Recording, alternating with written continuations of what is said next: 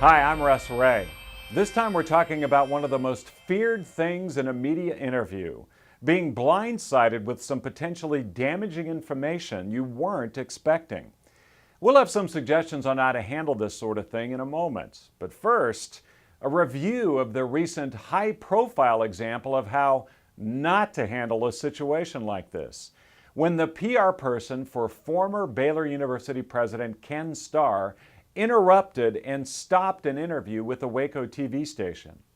Now, the premise of this interview was the university's failure to respond to sexual assault accusations by several female students. What about the victim that came forward saying that she had personally sent you an email and Art Briles an email saying in the subject line that she was raped at Baylor? Did you ever see that email? I honestly may have. I'm not denying that I saw it. Well, I want to point out, I need to talk to Jen Starr, Judge Starr. Okay.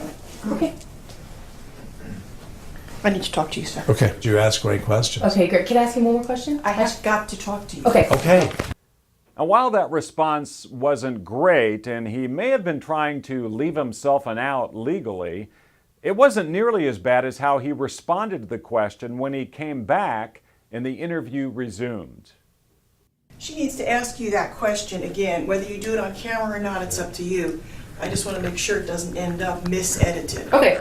We ask Starr again, and he answers, but turns to Spate apparently for coaching. All I'm going to say is I honestly have no recollection of that. Of seeing any email? Is that okay? Don't look at me, look at her. Then Starr answers again. I honestly have no recollection of seeing such an email, and I believe that I would remember seeing such an email. The president of the university gets lots of emails. I don't even see a lot of the emails that come into the office of the president. I have no recollection of it. None. First of all, for the PR person in Starr to think that the station would only air the edited soundbite from Starr after they stopped the interview is ridiculous. You are guaranteed to make the story a much bigger deal anytime you stop an interview. Now, while his first answer may have been awkward, the story wouldn't receive nearly as much attention if he just stuck to that response. Here's what I suggest to the spokespeople we train in our Predictive Media Network workshops.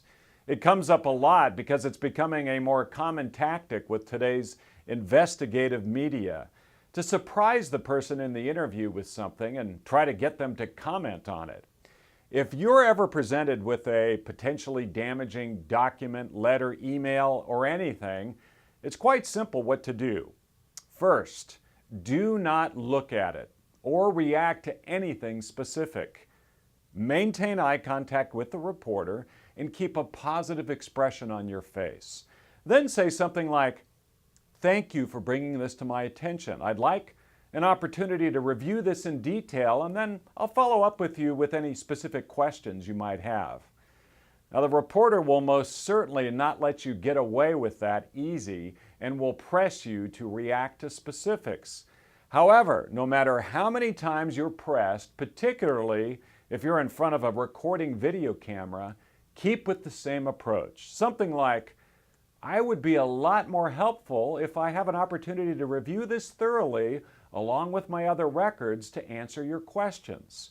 So act helpful, promise follow-up, but never react to anything like that you're not expecting when you're on the record in an interview.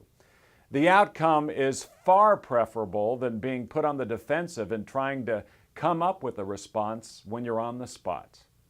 Thanks for watching.